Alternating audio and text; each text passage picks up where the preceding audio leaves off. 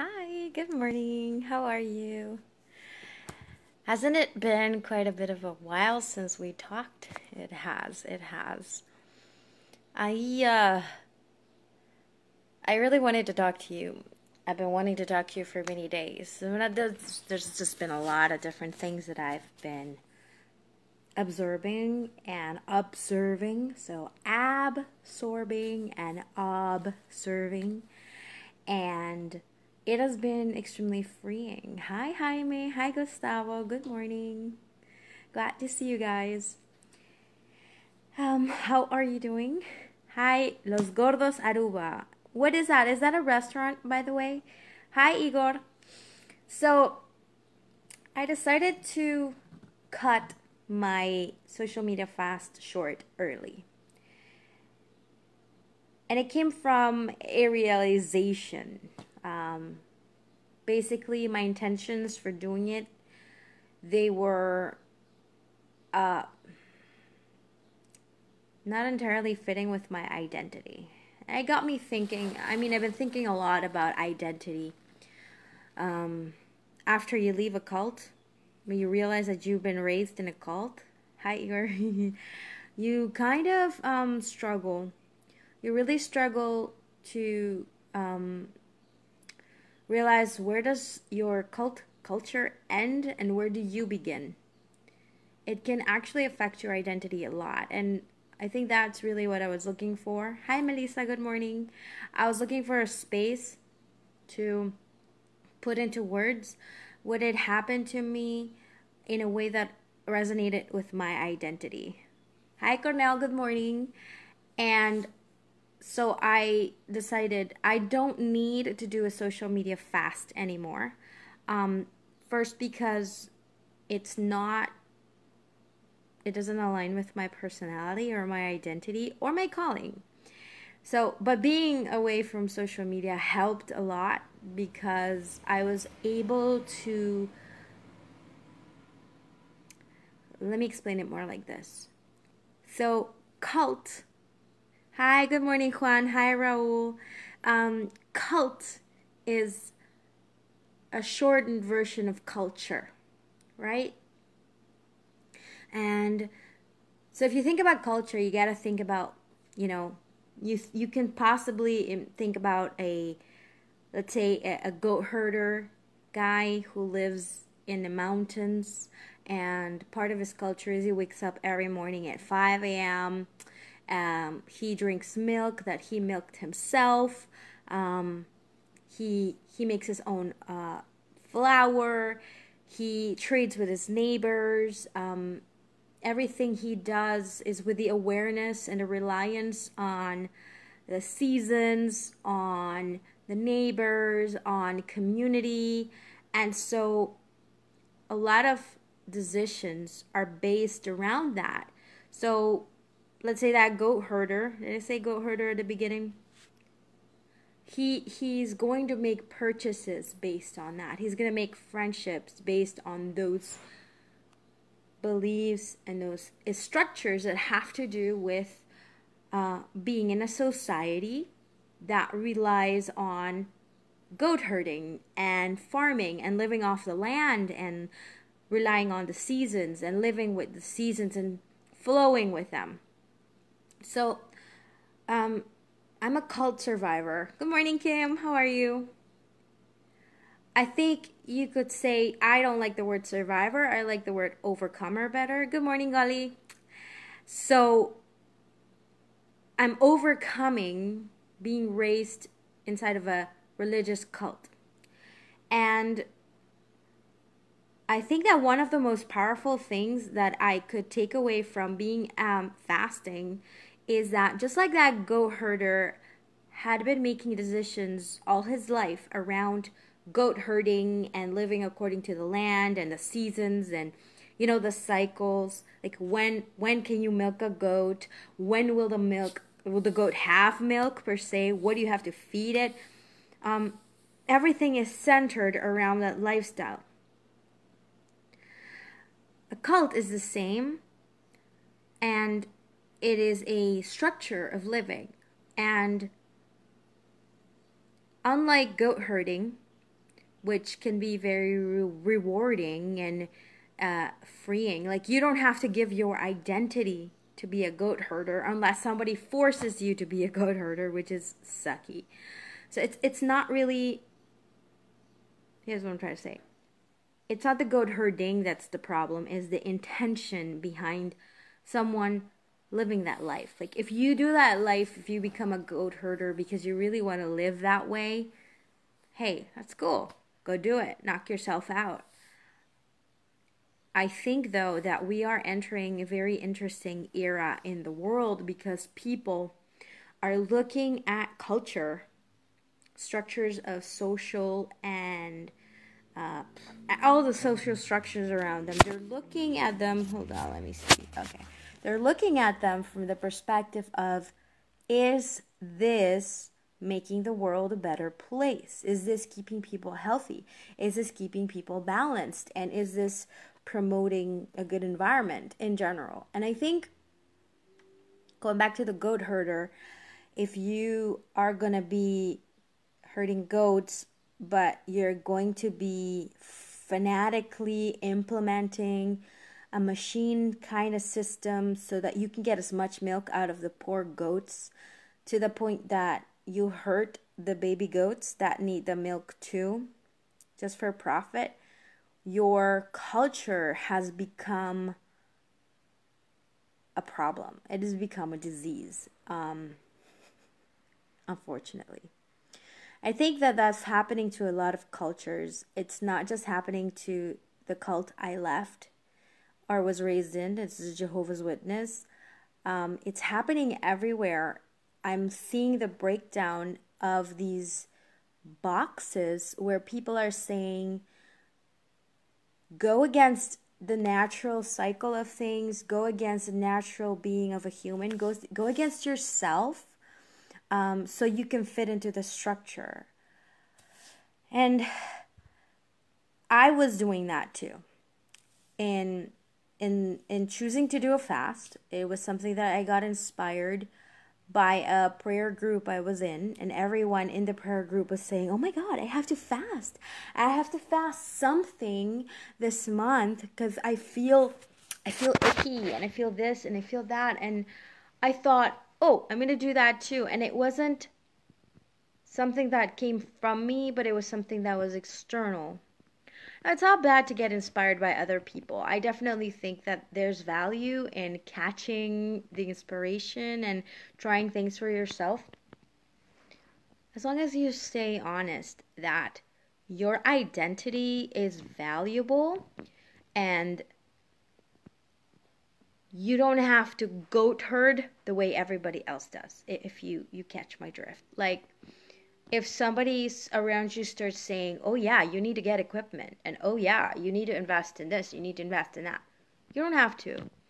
Because if you're in tune with the flow of nature, which is yourself, your personal nature, if you're in tune with that, you'll be able to sense your way around what you're doing. Yeah, that's true. That's true, Kim. You should be able to be yourself. You should. The thing is, hi Sergio, good morning. I believe that cultures with a very specific goal in mind, there's two types of cultures, one can say. One culture is a free culture, like an open culture. Let's say, like in a computer world, you've got a open source. It relies on everybody working together. It relies on people sharing code, sharing information, inspiring each other, but everybody being themselves and staying in their creativity and coming up with solutions in their own way. And then you've got over here firmware, which are brands that charge, and they are extremely rigorous about how things should be done. And then you have specific coding language, and you have to have a level of knowledge and information in your head before you can use that. And so it's not open source because people don't share information with each other freely, or they don't exchange ideas freely, and they don't explore outside the box because the box comes with all its structures in it. So that's how you gotta look at it. Like there is a group that's a certain kind of culture that says this is right, this is wrong. It's very black and white. And I talked about it earlier about duality and as below, so as above, so below, which there's a huge movement, Bible believers that burn you down from the ground, down to the ground if you talk about this expression, because they say it's pagan, it's horrible, it's bad, and there's a bunch of connotations with it, but they don't even know what it's about because they're inside of a firmware system that says all these other programs are bad and they're incompatible with us and we don't work with them. And they make divisions. And that's where we get divide and conquer. People are dividing each other based on not being open source, not being able to even consider somebody else, their identity or their viewpoint. And I was watching a really interesting documentary. Let me see, was it a documentary? I think so. It was a documentary about a spiritual concept from the Hindu Bhaktis, which are gurus that follow Krishna. And yes, I was researching that. I went down that path because something prompted me to.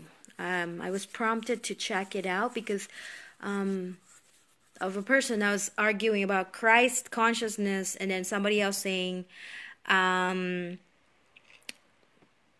lot is happening. A lot is happening. A lot of disarray is happening, Kim. But so this person was talking about Christ consciousness, and he thought that's a weird expression. I've never heard of it before.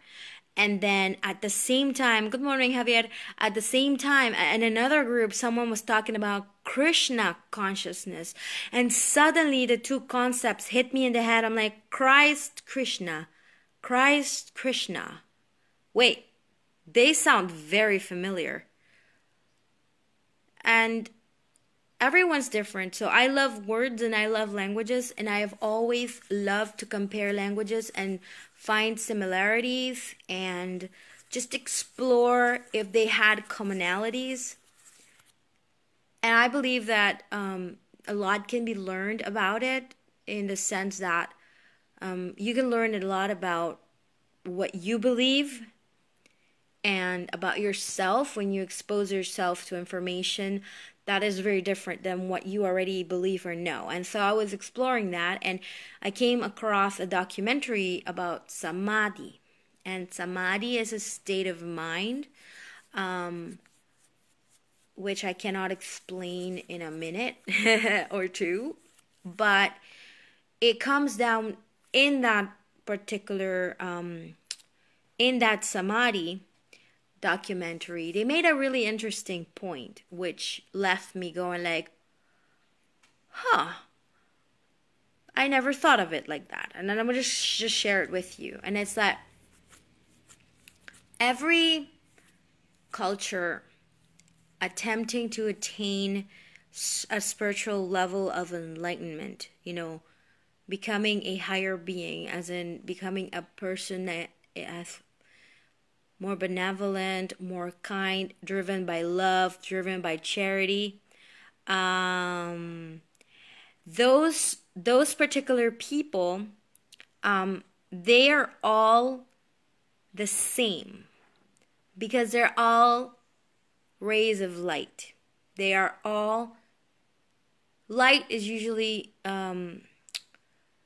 associated with love. So when a person wants to be a higher being, when they want to be kinder, more aware, more conscious, they want to be more in tune with other people, with animals, with plants, and all those different things. They want to preserve, they want to care. They're tapping into that light, being love, being kindness, being uplifting. And so everyone is like a ray of light going up, shooting up. But they're all coming from different angles on a big jewel. And I thought it was really interesting because they basically, you need to look, not, you don't need to do anything, by the way, but what it challenged me to do was to look at humanity, at humans, as one big gem, and all their belief systems, all their culture being all these little angles on this huge, amazing gemstone. I would pick a turquoise because I love that color, or really awesome purple amethyst. If you see crystals, they have like, I have crystals that we found in the Mondi here, right here in Wax. My husband shaped this one and he said it was a really long process, but this one, for example, has a lot of different angles. Let me see if I can get you. And this was not super shiny. It does have some shine to it, but you have this one. This is a quartz. It's a dirty quartz. And this one's also found right there outside in next to the side of the road in the Mondi. We have a lot of awesome things right here in nature in Aruba. I was just walking outside and I found this one along with others. And these are smoky quartz or dirty quartz, depends who you ask. And it's like got like a layer of like this dark orange. I think it's because of where it grew with all these other rocks. And so when you look at it, like I can't really show you how it shines different light, but when you look at that crystal, you're gonna see different flat surfaces, and those different flat surfaces will reflect light differently. And if you have like these really amazing blue, sparkly, clear crystals, they'll do the same. So they were likening humanity to one big gem, and that gem has a lot of different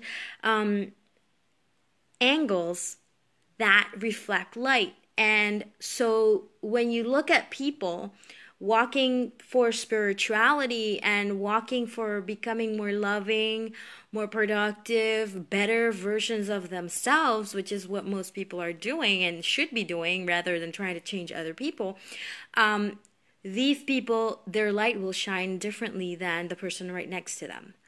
And that is what makes in the movement of the bhaktis of the Hindu, this is what makes every bhakti or worshipper so beautiful to God, because they're all shining their own light in their own way with that aspiration.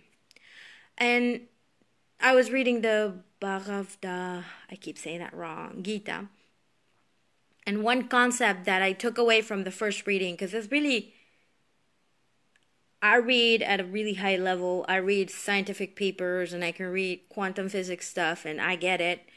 I read Dutch. Dutch is very complicated in the way that they phrase sentences. And I'm not trying to toot my horn, by the way. I'm just sharing that I like to read complicated things as well as easy things. But usually I like to read very complicated things. And the Gitas are not easy to read. Their language, especially in English, is like, ooh, those heavy, very administrative, very kind of protocol language, very like papiamento, we say protocolario, which means that it's got a lot of, it's going around the concept with like a lot of fervor and a lot of what was it called? Austerity. So the words are heavy and they're a lot, like you're reading it and you're trying to visualize it, but your mind doesn't work like that, and you thinking and thinking and thinking. And I've reread some chapters like 4 or 5 times to grasp the point. But one of the points that I got that at first I was like, oh no, because I was coming from my Christian point of view, was that according to the Gitas, the perspective of Krishna is that every single human being has the capacity, because they have a ray of light from God in them, they have the capacity to be that love in the world. And so if anybody who devotes their life's work and their efforts to that intentionally is considered a worshiper is considered a someone who is doing a great service. And so basically in Krishna's point of view, everyone that is aiming for love and connection with the Supreme is okay. They're doing well. They're welcomed. And I thought that was very interesting because Jesus Christ also said it. He said, without love, none can come to the Father, and they can't come to the Father but through Him, because if you don't have love, you cannot say you love the Father. So it's the same thing, except, and this is something that they also talked about, and I'm giving you a download from like days in a row. Hi Millie, hi Vilma. But there was a guru that in the 60s went from India to the US to spread the teachings of Krishna and to start this Krishna movement, this Krishna consciousness movement that for years now, anytime somebody talks to me about it, I get, you are reducing Jesus to a thought process. You're reducing Jesus to a consciousness. I've said that. I've gone like, I've blocked people for this. I'm going to be honest with you. It was a huge flag, and it had to do with my own culture, my own structures, and yeah. That's awesome, Kim. That's true. People matter. People matter because we're all together. We're all one. And in my journey, I've had a lot of people reinforce this idea that we're not one. We are individuals. And you're an individual, but you are connected to everyone else. You are. You can't enter a room and 5 people are crying and you are unaffected. You can't enter a room and 1 person is smiling at everyone and you are unaffected. We are connected.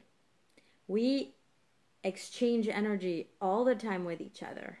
So that is definitely something that we need to, it would be, I'm not going to say we need to, I'm saying it would be beautiful if each person becomes more aware of the exchanges of energy that happen when they interact with other beings, other conscious beings, either people, either animals, even plants. Like, I am much more connected to plants than I am to animals. Be honest here. That's how I work. I will cry my eyeballs out if I see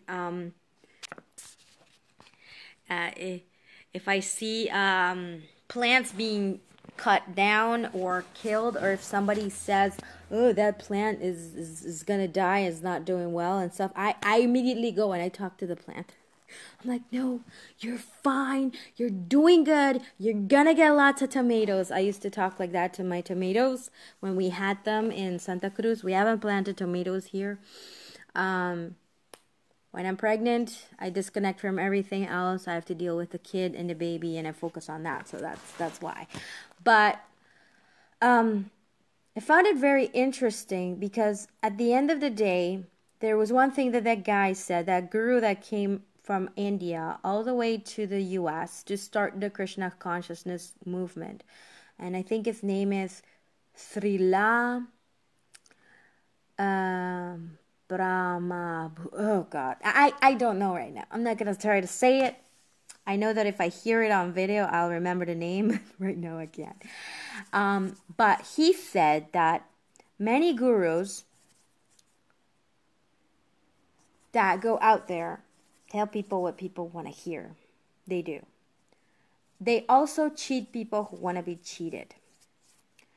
And for the longest time, I have been very judgmental of religious leaders and people who lead ministries, because I keep seeing the same thing come up. They write information that is a rehash of a rehash of another rehash. They say They say that God revealed it to them. But you read it and, well, if churches really taught people how to read the Bible and really taught people how people really lived back in the day, everyone would know. So it's not really that way. Then again, God powers every person. So then, yeah, God did reveal it to them. But they do this, and I was very judgmental about it. I'll only give you the information after you pay me. And I know that sounds kind of backwards because I also give classes. How did my tomatoes do after I talked to them? They didn't die. They looked like they were going to die. They didn't die. And I handled these little tiny, it was cherry tomatoes types. So yeah, they did work. It does work. Talking to plants works. But I would just sit for hours in plants. And right now I want my yard back because I can't go outside because the cats and the dogs, they brought fleas, and the weather has been changing a lot, and the fleas are just having too much fun in my backyard.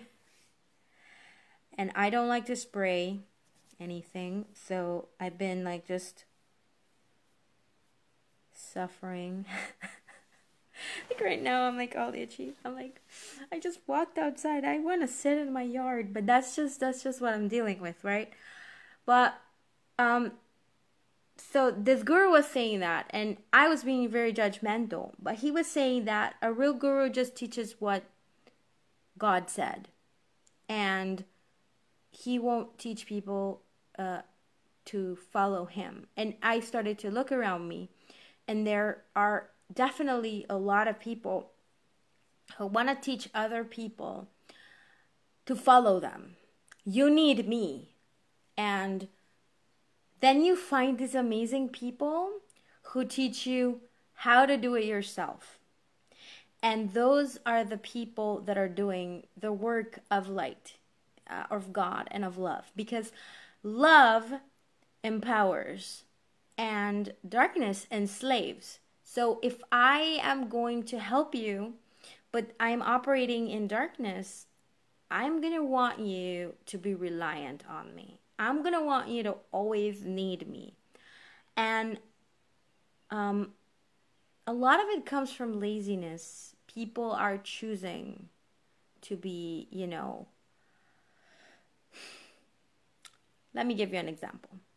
I was in a class for like 2 years, same class, 2 years. And they would say, buy the book, buy the book, buy the book, buy the book, buy the book. They said to buy this book like for months, years even. And I didn't buy the book because I was going to the classes. And I thought, well, I'll just take the next class, I'll get the information. Or I'll take the next class, I'll get the information. I put off 2 years of my growth, right? Because I wanted to skip buying the book. Which wasn't a book that they wrote, it was a book that they said you need for reference. When I got that book, I was like, why haven't I bought this book all this time? Everything changed after that. But before that, I was just like relying on the group, asking questions. Oh, you need to take this other class. Oh, you need to do this other thing. Oh, you need to do this.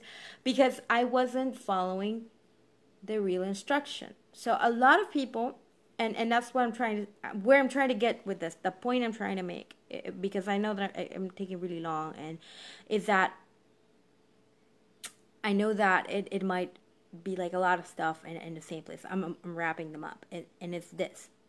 Because of our own desire to be spoon-fed, we end up as a whole of creation following other people's understanding, and they're just shining an angle from a big gem, which means instead of receiving the light directly from source or God, you're receiving the light from your brother or sister who is only shining a part of it.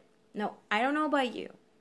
All I know is that if I can shine and help other people, but help them shine too, I would probably choose the way that they will shine better. And there comes in that a lot of religions what they're doing is catering to people being lazy. It's catering to people not wanting to research for themselves. I'll be honest.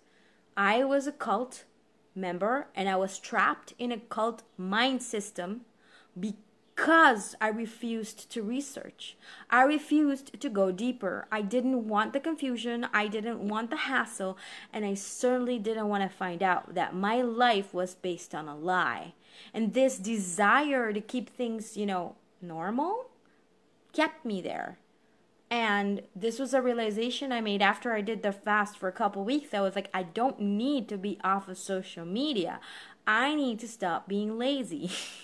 I need to stop resisting change. I need to stop being afraid of repercussions because suddenly I'm changing where the light is coming from, or I'm changing the source of my power. Because it's kind of like when you switch from carbs and sugar to keto. At first, you get the keto flu. It's painful. At first, it really sucks. And then you look in the mirror and you go like, wow, look at that. I don't have this huge, look. I barely even have fat under my neck anymore. Okay? But at first, it was painful. At first, it was difficult and scary. And on top of it, you have all these people telling you, ooh, it's dangerous. You're going to get cholesterol and you're going to die and blah, blah, blah, blah, blah. So there is a lot. Kim, you're awesome. There is a lot that we choose to not do for ourselves because we're afraid and we're lazy. And I'm speaking from my own experience. I'm not calling you lazy. You're probably not. There's probably a lot of areas in your life that you are hardworking and you're doing amazing things. However, I do want to point out that it's important that we all do self-assessments. Every now and then, for a month or two, just check yourself. Because the fact of the matter is that we live in an era where we can find out anything and everything. No information is truly hidden from you. None. You can find out what's going on out there, what's true, what's not. Let's say you can't find out what's true and what's not. Let me take that back. Truth and lie are two faces of the same coin. Let me say that again. Truth and lie are two faces of the same coin. If you're still operating in duality, right and wrong, good and bad, light and dark, you're focused on deciding which angle is right for everyone. That's not how the world works. You are part of a big gem. You have your own angle. You embrace it. You own it. And then you let everybody else embrace and own their own. But you now operate from, oh, I see it this way. Welcome. It's funny because I used to have a slogan that I used to put behind my name. I used to put it behind my name that it said, this is me. I welcome you to my reality. I think I was, 19? See, I'm going back to my roots. Braids in my hair and relaxing music. And I used to collect crystals. I was a high school girl. I had primarily blue ones, to be honest. I'm gonna go to the store one of these days and I'm gonna pick out another one just like the one I had back when I was finishing high school. I had a really cool blue one. It was dark blue going into turquoise. Now this one we found out in the wild here in Aruba, which was really cool. My husband found it at work. He's a security guard and he works in Citgo still. And he was sitting there in his little booth during a day shift, blazing hot. And he looks over and he sees this yellow crystal. And he goes, a crystal. And he starts, kind of like filing it down with another rock. And he was explaining to me, water and rocks, they shape each other. So he made like a four corner, 5, no, not 4, it's more than 4, but he made a pattern on it, and it's really cool. I love it. And then this one is just random little empapiamento. You call this spacky. I know that's how we called it when we were kids, and you will see this if you start to look around you. Spacky, almost every house in Aruba has it. Like, people have them in their yards lying around, and they have no idea that these things are powerful, energetic pets. Rock pets. I heard that today from a friend, and I almost spit my coffee everywhere. But it's true, because these found me. Okay, I said, I need to look into some crystals. And I was asking a friend, and I'm like, okay, well, I need to get crystals, but next month, because, money. Oops. And then I found 4. And this is one of the big ones, and this is the smallest one, and it fell.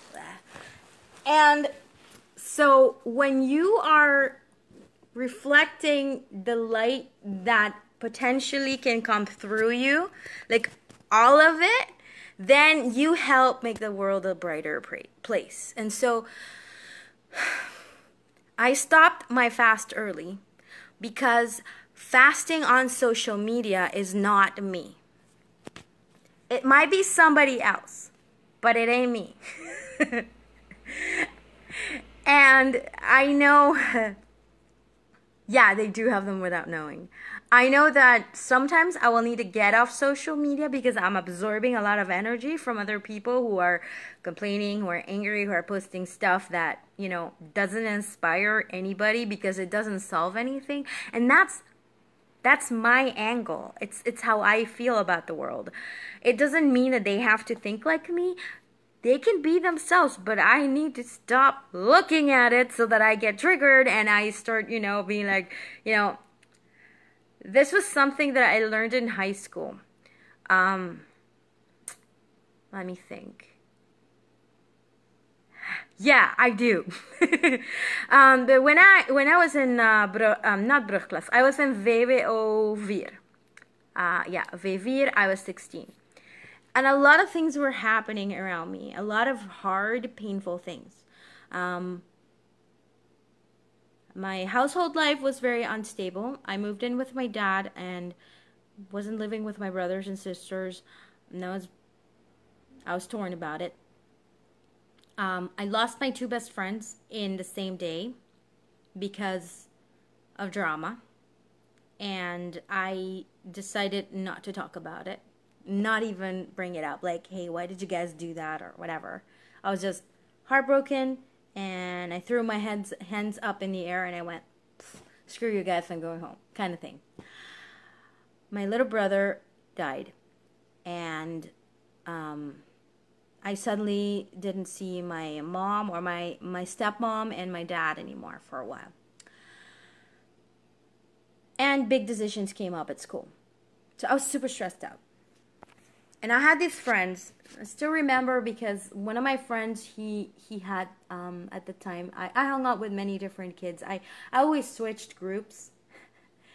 Well, yeah, it was teenage drama, but I'm getting to something about myself that I realized that I reconnected with, that I had, like, disconnected from. When I was 16, suddenly I had outbursts of rage in my classroom. I almost tore a hole in the ground. We were in a trailer. I almost tore a hole in the ground with my bag. Granted, it had a lot of heavy books, but I threw it down with a rage. I really wanted to beat up my teacher. I remember that.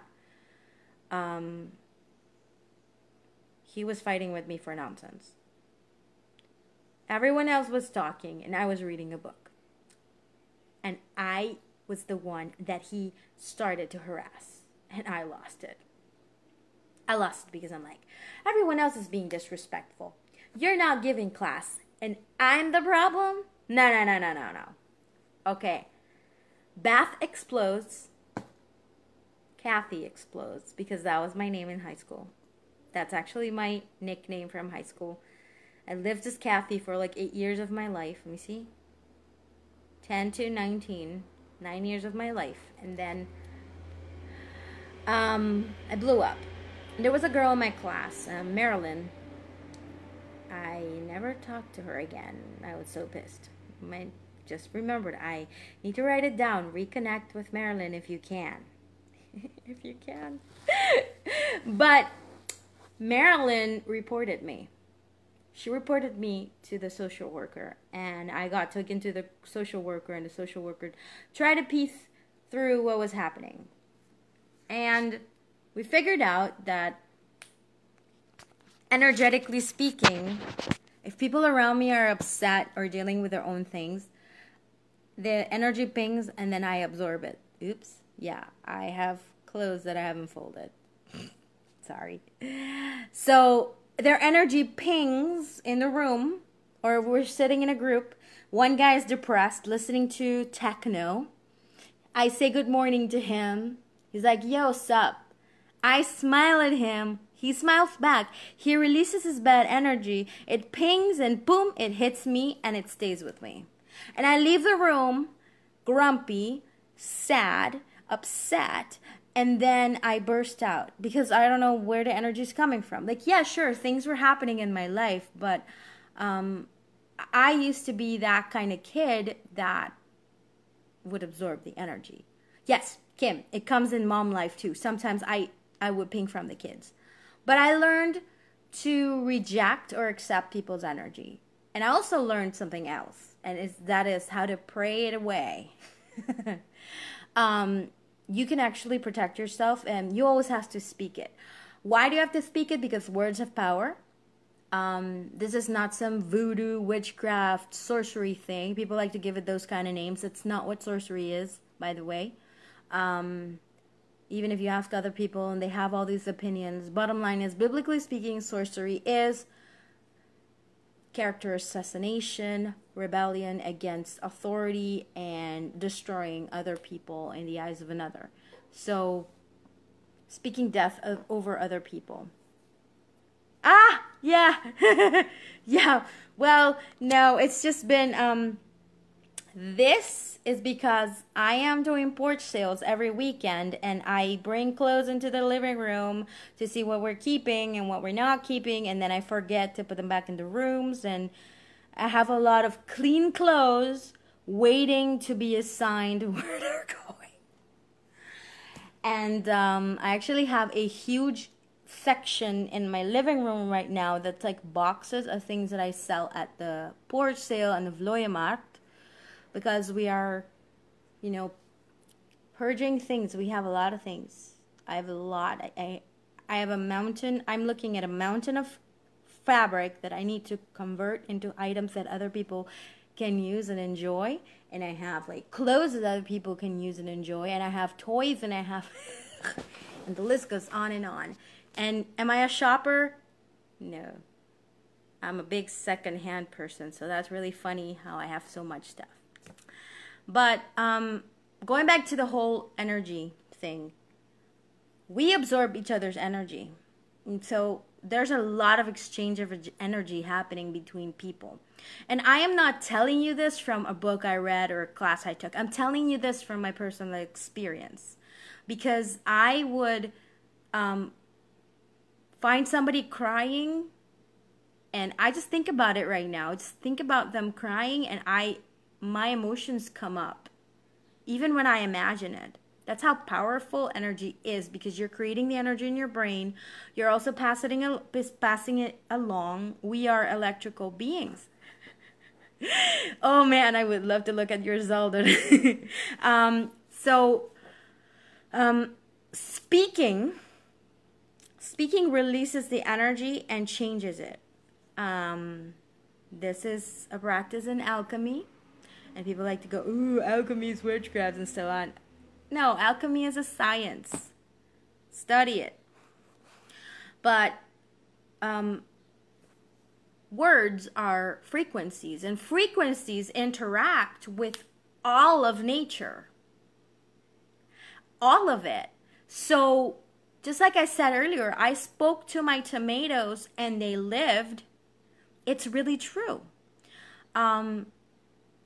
And sometimes we're not aware, and sometimes we're not willing to be aware. And that's one thing, like, you have to be willing. And I'm not telling you, you need to be willing now. I'm telling you that if you have a desire to shine more light into the world and spread that love around, you will need to develop a desire to become more aware. That is something that you build up. You're not perfect at it, because that's the beauty of life. I think that, to me, whenever I hear a video of some Christian, and it's mostly Christians that talk about it. Like, whenever people talk about perfection, I go like, where in the Bible does it say perfect? Because I remember I talked about it being good. And good can be yummy. Good can be steamy. Good can be a lot of awesome things. It doesn't have to be perfect. Like, really, I'm talking about in many levels, and I know that last one came out like a sexual joke. I'm sorry. I did it on purpose. I actually do, Kim, because I download them and I put them on my YouTube, and then I rewatch it, because then I listen to myself to see if there was anything I needed to hear. But so when you say something is good, it doesn't mean it's perfect. It might suck according to somebody else, but you perceived it as good. You enjoyed it to some level. It can even be just that it smelled nice. Like, it reminded you of something amazing. And, or, like, you go to the beach, and I don't know if you like this. And I know that Kim is in the cold right now. Oh, I'm going to give you an example of spring, because spring is beautiful in Holland. It's coming up soon. I don't know if you still have some winter, but I remember when I lived in Arnhem, I was not happy when spring came by. I was like, look at them bollen, all those tulipen and all the bloemen. Ugh, give me back the gray skies and the cold wind and the gales and the rain. I want it back. And I remember I was walking past this beautiful shrub full of flowers, and the petals were falling, like, like there were so many of them, and there was wind, op Geitenkamp. And I looked at my ex-husband then, he was my husband then, and I looked at him and said, ugh, it's spring. Because to me, unfortunately, spring reminded me of my grandfather dying. So to me, it was not good. But maybe to other people thinking about it, like, the first frost is gone, flowers are coming out, the forest is starting to bloom again. It's beautiful and green. I'm trying very hard to be positive about it. Because I started remembering muddy trails in the forest in Arnhem next to the school. Ugh, and the smell, because they're kind of wet and damp, just like in the beginning of fall, they start to get stinky. Now again, and mushrooms. Maybe you love mushrooms. I don't know, but it's a good I'm trying too hard. I cannot get excited about spring. I'm sorry. The birds and the bees, no. I definitely love winter the most, and fall. When it gets gray and dark and everything is dying. Well, that's another thing. But I lived in Geitenkamp. I didn't live in Arnhem very long either. So I spent most of the time in my house. That's also true. But ultimately, my point being that something being good is actually an opinion. It's based on your insides, like what's happening in your body, what's happening in your mind, what's happening in your soul. And I think that people don't realize that. They don't realize that. They're so caught up with external measures of what's good or what's right or what's perfect that life passes you by, and every moment can probably be seen as yucky. Like you just saw, I tried to make spring sound nice and I struggled because inside of me, I still have to heal that my grandfather died in spring and I was in Holland stuck because I had my flight booked a week later, not that week. I couldn't even get on a flight that week.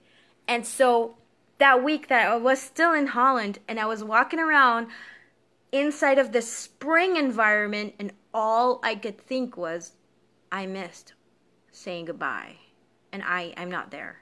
So what's going on inside of you can deeply affect how you experience what's around you. And I think when in the Bible, when God said, and it was good, inside of him, he was satisfied and excited about the work he had just done and simple. And all these religions complicate things. Yeah, it does, Kim. I definitely believe so. And you just helped me realize this because I was trying to talk about spring so that you have something to relate to, because if I talk about the beach, I can't send you a ticket to come visit me yet. And it's a shame because you would love it here. I know you would. So that's why I didn't want to talk about the beach, even though I do love the beach, especially the turquoise water. It's just like, so good. But you see, so good is a personal, deep experience of what's happening around you. And so if there's anything that I want you to take away from this video, anything at all, is that it's okay for you to observe how other people would consider something great and good and awesome and amazing. But you don't have to do anything in any way whatsoever as other people do. And I know I haven't mentioned anything about Jehovah's Witnesses in this video. I mentioned this because I do lives on Facebook and I send these on YouTube. And my YouTube channel is about overcoming all these emotional things and healing from the cult life and breaking out of the cult life. But I am not going to become this JW criticizer, critic, beating my drum or my pan all the time, because it's not who I am. So that's why I don't mention it. And if you're here on YouTube, from YouTube, or if you're here because you do follow what I talk about Jehovah's Witnesses, I strongly believe that any belief that tries to box you in is coming from a duality perspective, a darkness perspective, and ultimately is going to dim your light. You are a gem, and you're part of a bigger, like, let's say the globe isn't, and I'm not a globe believer, but that's a whole other topic, but let's say the world is made out of a huge jewel encrusted structure. It's beautifully covered. The world is covered with jewels, and those are all the people, and everyone is shining from the light from within, from their own perspective. And so what happens is that what works for you, what inspires you, and what fills you with light doesn't fill your neighbor. It doesn't have to. It doesn't have to, because if it did, that means that you're both the same, and there are no two gems that are that are the same. Well, actually, Kim, talking about flat earth believer or not, I actually am leaning towards a freedom of everybody, let them believe what they want kind of energy. From where I'm looking at it, and I'm looking at it from two concepts, just two concepts. If you do geometry, if you look at geometry with a flat circular image, you can create a 3D depiction of a ball. when I saw that on YouTube because I was learning some geometry drawings, and I was like playing with sacred geometry, and sacred geometry is present in all of the elements. It's present in water, it's present in essential oils, it's present in crystals. And so I was looking into sacred geometry, and hi, good morning, Magali. And because I was looking into sacred geometry, a moment came like a circle, a flat 2D circle, representation of a circle, can, through sacred geometry, represent a ball, a 3D ball. And it suddenly clicked in my head. I go like, so depending on how you look at it, the two are one and the same. Now, I generally understand that there's going to be a line of people who can't agree with that because they don't see from that perspective. But that's okay. So for me, the only thing I want is for people to realize that they need to shine more of their light instead of repeating what other people teach and saying, oh, this is the line in the sand. We have to do it this way because, yes, exactly, Kim.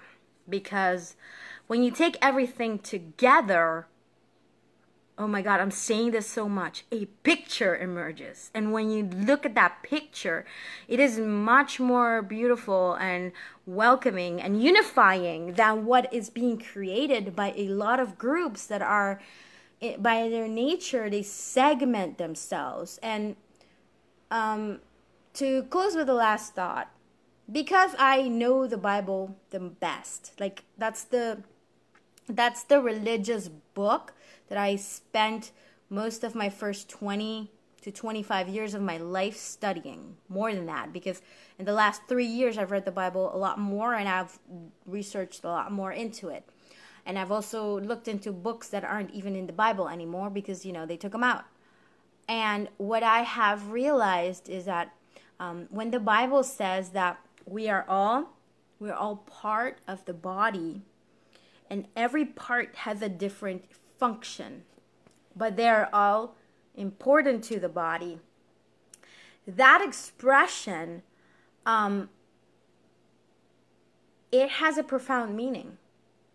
And each person needs to embrace their identity and embrace their role inside of this body. And it's again that gem with all those little encrusted angles that are different people that shine light differently. They're all important to the whole of the gem. If they all don't shine, the gem doesn't shine to its best ability. And so, you matter. You're super important, each and every one of you. And your light matters. So find a thing that dials that up. It dials it up all the way. And just, yes, we are one.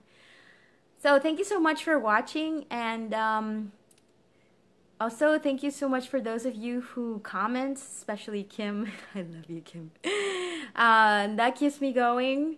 I love talking to people, not to devices, and not to empty walls or in empty rooms. Even though I do train my speaking by myself a lot too. My son always goes, Mom, what are you doing? I'm training. Just, I process with my mouth. So if I don't talk about something, I might forget. So that's why I talk too. So I want to wish you an awesome day. And if you have any questions, any comments, if you want to share anything, I'm happy to receive it. And have a great day. Bye.